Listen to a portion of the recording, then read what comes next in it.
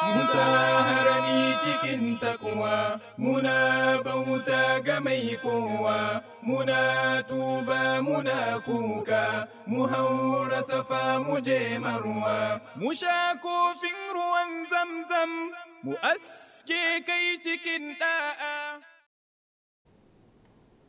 Masu kallon Afirka TV3 akwai ina a faɗin duniya. Assalamu alaikum wa rahmatullahi wa barakatuhu. Barkanku da wannan lokaci. Barkanku da saduwa da mu a cikin wani gawurtaccen shirinmu mai taken hajjin bana. Shirin da Afirka TV3 ta shirya, ta tsara kuma ta ɗauki nauyin kawo muku shi da kanta. Idan ku akwai mai ganin zai fito shi ma ya gwada ɗaukar nauyin wani shirin to sai ya shirya. Shirin dai shiri ne da yake duba ina alhazanmu suke tun daga tashin su daga kasashenmu na Hausa har zuwan su ƙasa mai tsarki da kuma kawo muku wajajen da ake ayyukan hajji a cikinsu tare ma dai da tuntuɓan hukumomin ayyukan hajji na ƙasashen Hausa musamman Najeriya da Nijar.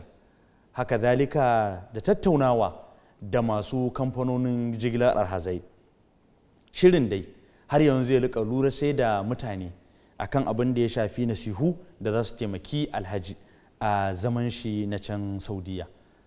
Wannan shiri a sabon shiri ne wanda yau zai fara zuwa mai kallo a akwatin talabijin din shi daga nan tashar mu ta Africa TV3, sannan zai zo mai kallo ne kai tsaye inda idan dama ta samu za ku iya shigowa ta wayar tarho. Haka zalika kuma za mu buɗe muku lambar mu ta WhatsApp domin turo da ra'ayoyinku akan abubuwan da muke tattaunawa a kayi. Haka zalika za ku iya turo mana da ra'ayoyinku ta shafin mu na Facebook. Yau masu kallo abin da za mu buɗe shirin da shi kenan a takaice, amma kafin mu yi nisa kuma kafin mu ce komai za mu je mu ji mabuɗin kunnuwa inda za mu saurari waka cikin waƙoƙin da wannan tasha ta da muku a lokutan aikin hajji. Kana daga bisani sai ku ji sauran abubuwan da shirin ya kunsa kamar tattaunawa da masu ruwa da tsakiya ayyukan hajji a kasashenmu na Hausa, kai a cikin shirin har da labaru da suka shafi hajji. Labaru ne na duniya amma kuma sun takaita ne akan abin da ya shafi aikin hajji da kuma alhazai. Yanzu bari mu je mu kasance da wannan waka, idan muka dawo sai ku ji me muke da shi a baya. Ayo ziyara a dawo lafiya mahajjata. Ai aiki lafiya, ayo ziyara a dawo lafiya mahajjata. Bismillah Ubangijin mu arifin aikin mu da zantuka. Mamallaki mai sarrafa zamani cikin yini da wata satuttuka. Mamallaki ka amince min na yo batu na hajji a wannan baituka. Mamallaki zan baiti bisiri ta wazza muku har ɗakin ku babu fargaba. Ai aiki lafiya, ayo ziyara a dawo lafiya mahajjata.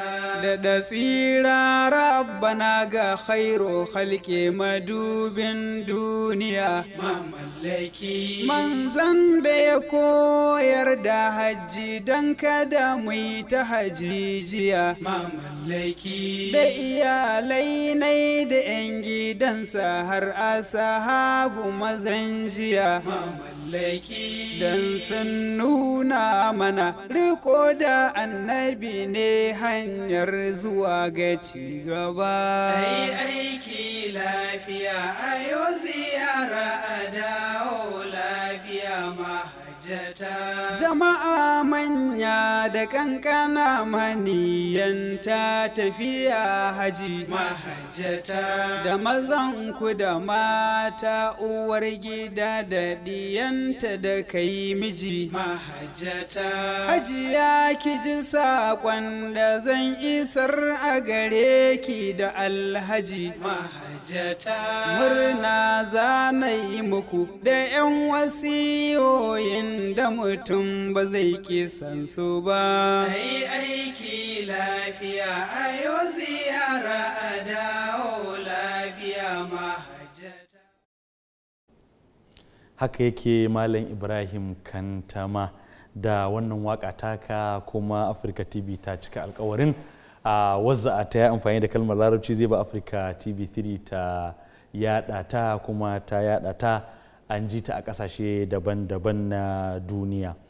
Ga mai kallo za mu kara tunatar da shi cewa wannan wani shiri ne da yake zaman wata tsaraba ta musamman ga al'ummarmu da ke wato kasar Hausa musamman nahiyar yammacin Afirka, wanda za mu rika sanin ina labarin alhazanmu suke, wa'ina ayyuka suke yi, haka can ƙasa mai tsarki wani tanadi ta yi musu, me take shirin yi musu, wani alfanu ake sa ran za a cimma a zaman can na lada ne da na makasib ɗin duniya. Yan uwa masu kallo, cikin abubuwan da za su wakana a cikin wannan shiri akwai waya da za mu yi ta musamman da Dr. Alhaji Aqilu Abdullahi Kani, shugaban kamfanin jigilar alhazai na Mashair da ke babban birnin jamhuriyar Nijar Yamai, har ma da sassa daban-daban na wannan ƙasa. Kafin dai mu lalubo shi a wayar tarho, ina yi muku albishirin cewa in dai kuka kasance da wannan shiri daga farkonsa har ƙarshe za ku ƙaru sosai, sannan kuma za ku nishaɗantu. Ba shi kaɗai ba ne wanda za mu gudanar da waya da shi a cikin wannan shiri, akwai wasu waɗanda za mu gudanar da waya da su. Haka zalika a cikin abin da mai kallo zai gani akwai kira na musamman ga mahajjata. Ina ya kamata ka zauna in kana aikin hajji, me ya kamata ka yi a haimaka, me kuma ya kamata ka ƙi a haimaka domin aikin hajjin ka ya zama baka cutar da wani ba har a samu gafarar zunubi ga baki ɗaya.